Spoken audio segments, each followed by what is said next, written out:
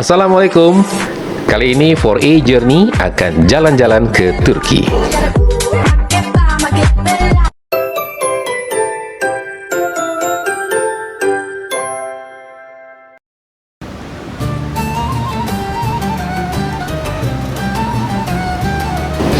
Sebenarnya tujuan utama kami adalah umroh sekeluarga. Namun paket umroh yang kami ambil itu termasuk pergi ke Turki. Karena pesawat yang kami gunakan adalah Emirates Airline, jadi kami transit sebentar di Dubai. Dan kita berangkat tengah malam dan sampai di Dubai pagi hari. Dan kemudian melanjutkan perjalanan ke Turki.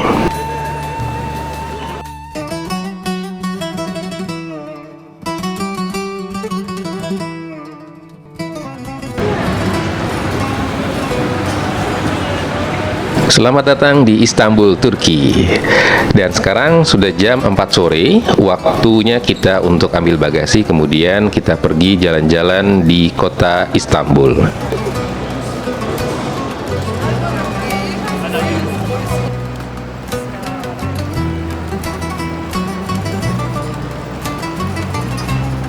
Untuk journey kali ini kita menggunakan tour and travel, dan tentunya kita disediakan bus dan pergi kemana-mana bersama. Dan dalam bus itu kami diberikan tentunya tour guide, dan yang paling penting tour guide ini betul-betul asli orang dari Turki, tapi dia pintar sekali berbahasa Indonesia. Jadi kemana-mana dia menjelaskan dengan bahasa Indonesia. Dia ini adalah seorang profesor di salah satu university di Turki.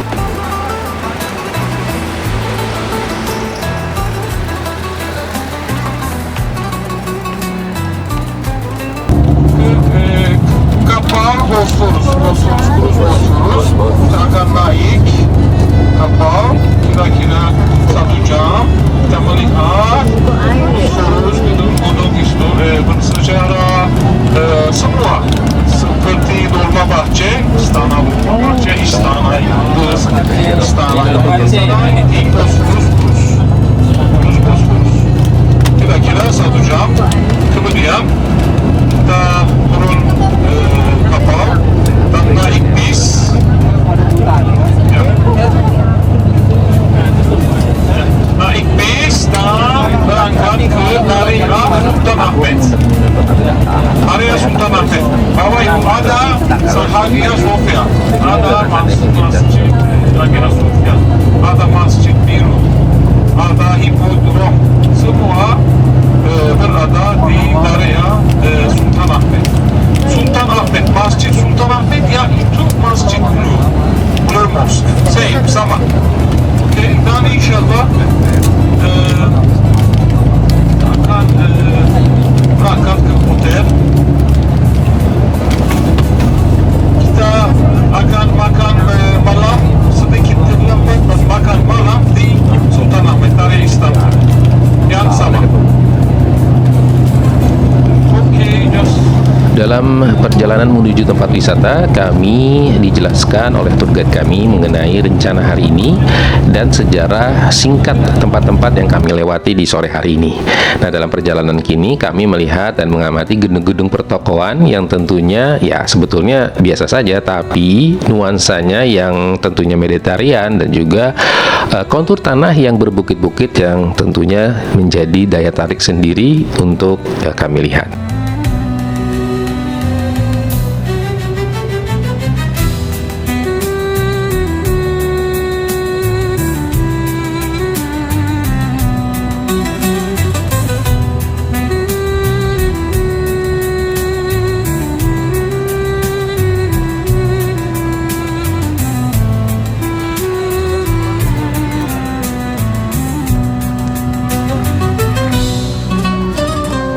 Oke, kita sudah sampai di tujuan pertama, yaitu di Selat Bosporus.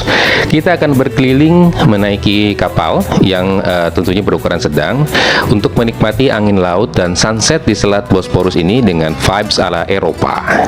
Journey kami kali ini berada di sekitaran bulan April. Jadi cuacanya cukup nyaman, tidak terlalu dingin maupun juga panas. Nah, kisaran sekitar 18 sampai dengan 22 derajat Celcius. Nah, tapi kalau misalnya mana Anda hendak menikmati Selat Bosporus ini dengan kapal terbuka seperti yang akan kami lakukan ini, saya sarankan pakai jaket yang tahan angin ya, karena lumayan kencang dan dingin juga gitu ya. Jadi buat orang Indonesia lumayan cukup menantang.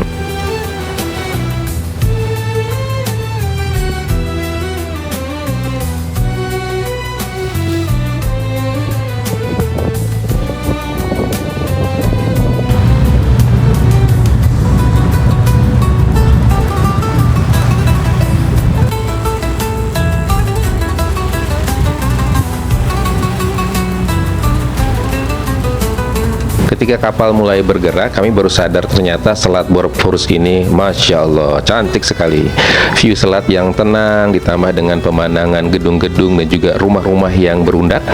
Ini menyajikan view yang sangat cantik sekali. Nah, menikmati sunset di Selat Bosporus, Masya Allah, sungguh indah ciptaan Allah Subhanahu Wa Taala.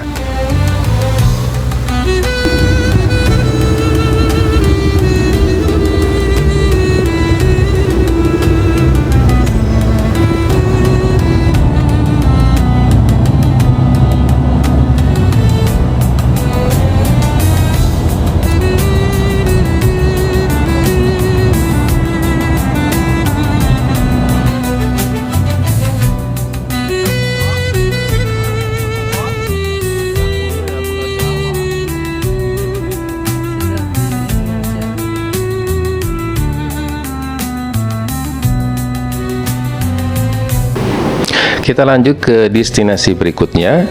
Dalam perjalanan menuju tempat yang akan kami kunjungi ini, kita sudah bisa merasakan vibes Eropa gitu ya, karena memang Istanbul ini seperti terbagi dua, yaitu Asia dan juga Eropa, dan kita ada di European side.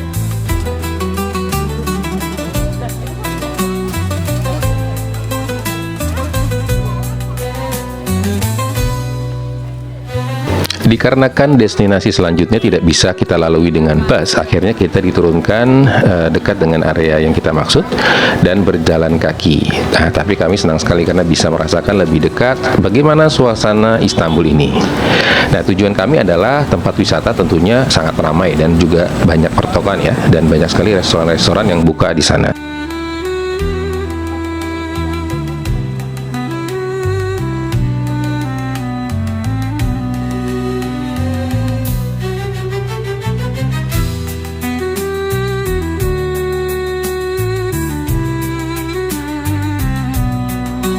Dan akhirnya kami sampai di Sultan Ahmed Square.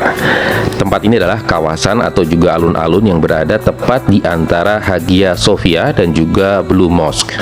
Secara historis, area ini merupakan bekas Hippodrome of Constantinople. Jadi kalau Anda berdiri di Sultan Ahmed Square, nah di sisi satunya itu ada, kita bisa lihat Hagia Sophia, dan di sisi yang berseberangan ada Blue Mosque.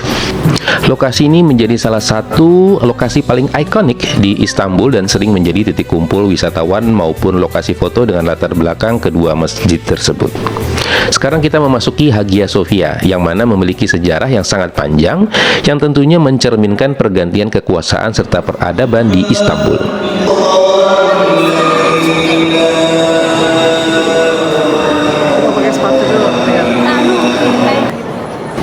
Hagia Sophia ini dibangun sebagai gereja Kristen oleh Kaisar Bizantium Justinian pertama dan diresmikan sekitar tahun 537 Masehi. Selama hampir 1000 tahun, Hagia Sophia ini menjadi katedral utama Kekaisaran Bizantium dan menjadi salah satu bangunan gereja terbesar di dunia. Pada tahun 1453, setelah Mehmed II menaklukkan Konstantinopel dalam Fall of Constantinople, Hagia Sophia dirubah menjadi masjid dan menara-menara ditambahkan dan juga berbagai elemen Islam mulai dipasang. Pada tahun 1935, di masa pemerintahan Mustafa Kemal Atatürk, bangunan ini dijadikan museum. Dan pada tahun 2020, pemerintah Turki mengembalikan statusnya sebagai masjid dan hingga kini tetap berfungsi sebagai tempat ibadah sekaligus tujuan wisata utama. Hagia Sophia biasa ditutup setiap sholat 5 waktu setiap harinya, dan pada hari Jumat biasanya ditutup lebih awal sekitar pukul 12 sampai 14.30 untuk sholat Jumat. Nah, untuk wisatawan muslim bisa berkunjung pada saat waktu sholat, dan selain itu kita juga bisa sholat di masjid cantik ini dan tidak perlu membayar biaya masuk. Dalam perjalanan ke restoran, kami melewati Obelisk Theodosius yang merupakan monumen tertua di Istanbul yang dibawa oleh Kaisar Romawi Theodosius pertama dari Mesir. Saatnya kita buang jagung ini tempat sampah. Nggak boleh buang di sini. Iya, nggak boleh buang sini, nanti kamu didenda sama polisi Turki, ya, atau digigit anjing yang ada di taman sini. Jadi lebih baik kita buang ke tempat sampah, meskipun jauh, nggak masalah, daripada jadi masalah, kan? Nah, ini tempat sampah, ini namanya tempat sampah. Gede banget.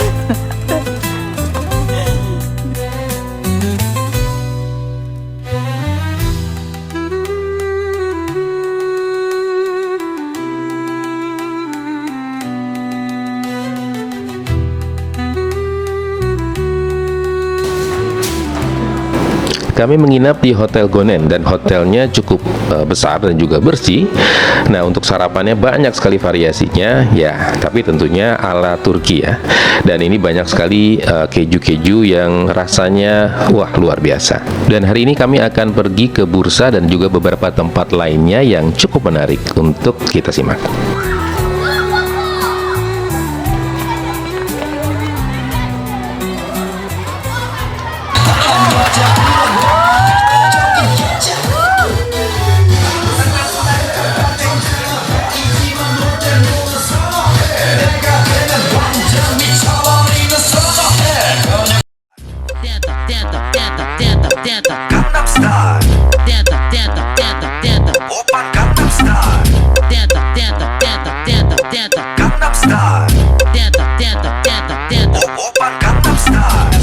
É só catucadão, catucadão, catucadão, catucadão. Setelah selesai di toko pakaian kulit asli Bilgins dan juga mendadak model, kami lanjutkan perjalanan ke Bursa Grand Mosque.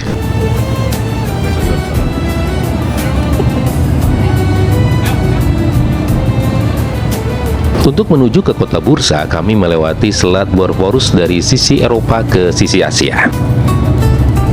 Selat Bosporus ini adalah jalur air yang memisahkan Asia dan juga Eropa di wilayah Istanbul. Nah, sejak zaman kuno, selat ini menjadi jalur perdagangan penting yang menghubungkan Laut Hitam dan Laut Tengah. Nah, tahun 330 Masehi, Konstantinus Agung menjadikan Konstantinopel sebagai ibu kota Kekaisaran Romawi Timur karena letaknya yang sangat strategis di Bosporus ini.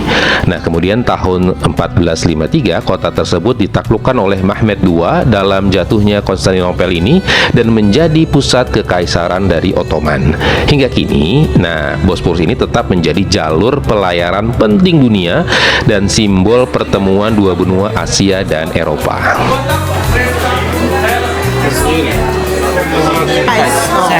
Ada ini audio, Java, sneaker. Setelah cukup puas untuk berbelanja Turkish Delights dan lainnya, sampailah kami di kota Bursa dan kami langsung menuju ke Bursa Grand Mosque. Bursa Grand Mosque atau Masjid Agung Bursa atau bisa dibilang Bursa Ulu Jami adalah salah satu monumen paling penting dari arsitektur awal Kesultanan dari Ottoman. Ini dibangun di antara tahun 1396 sampai dengan 1399. Nah, pembangunan masjid ini diperintahkan oleh Sultan Bayezid. Beliau pernah bernazar untuk membangun 20 masjid jika berhasil menang pada pertempuran Nikopolis pada saat itu melawan pasukan salib di tahun 1396. Setelah kemenangannya diraih, para penasehat dan juga ulama kerajaan menyadari bahwa membangun 20 bangunan terpisah akan sangat memakan waktu dan juga ruang yang sangat besar. Nah, sebagai solusinya mereka mengusulkan ide cerdik, yaitu membangun satu masjid raksasa yang memiliki 20 kubah di atasnya. Tepat di sebelah Masjid Agung atau Ulu Jami ini terdapat pasar yang namanya Bursa Grand Bazar. Nah, kata bazar sendiri itu artinya adalah pasar ya. Bukan hanya tempat penjual dan pembeli bertemu, tapi ini adalah suatu ruang di mana sejarah Kesultanan Utsmaniyah masih bisa kita rasakan sampai hari ini. Nah, untuk memahami tempat ini kita harus mundur ke masa ketika Bursa ini menjadi ibu kota pertama Kekaisaran Ottoman. Nah, pasar ini adalah titik akhir yang sangat krusial dari perjalanan ribuan kilometer jalur sutra yang tentunya sangat legendaris. Kafilah-kafilah dagang dari Cina, Persia, hingga India, mereka datang ke sini membawa komoditas yang paling berharga saat itu, yaitu kepompong ulat sutra. Nah, permata dari kompleks bazar ini adalah Kozahan yang dibangun pada tahun 1491. Nah, disinilah bursa sutra dunia pernah berputar. Sutra dari bursa ini yang selembut awan ini diuji kualitasnya tentunya di tempat ini sebelum dikirim untuk menghiasi jubah para raja di Eropa dan juga para sultan di istana Topkapi.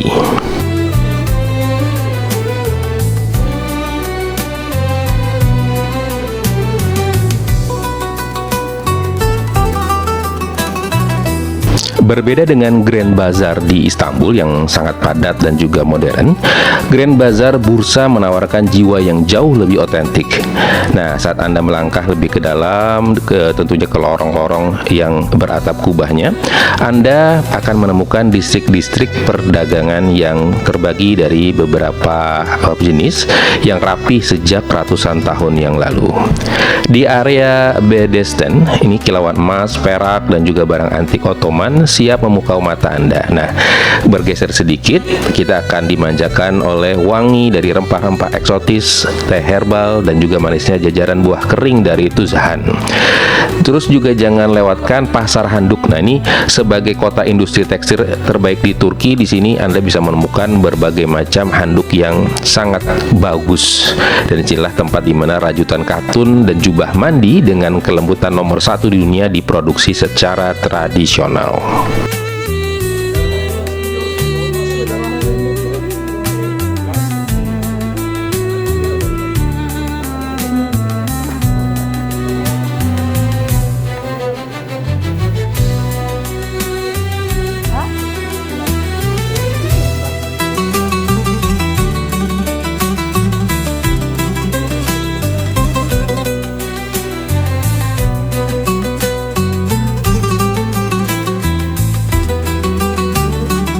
Bazar ini atau pasar ini pernah mengalami banyak hal. Dia pernah diguncang hebat akibat gempa bumi dahsyat di tahun 1855 dan beberapa kali dilalap api karena perang ya. Namun seperti jiwa masyarakatnya, pasar ini selalu dibangun kembali dengan keindahan yang tentunya tetap sama ya. Di sini para pedagang tidak akan mengejar atau mungkin memaksa Anda untuk belanja gitu ya.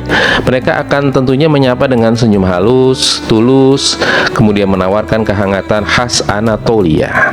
Nah, menjelajah bursa Grand Bazar bukan hanya tentang membawa pulang syal sutra ataupun juga souvenir cantik yang ditawarkan di sana, melainkan tentang membawa pulang sepotong memori dari peradaban besar dunia yang menolak untuk pudar oleh zaman.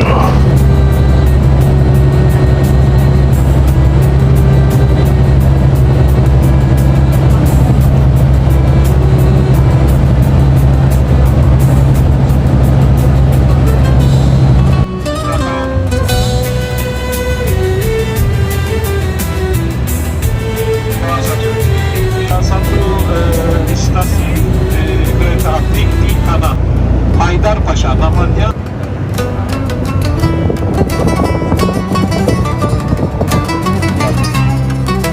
Dan kita kembali dari bursa ke Istanbul. Kita akan ada rencana makan malam di restoran Ibu Dede. Ini orang Indonesia yang lama buka usaha restoran di kota Istanbul.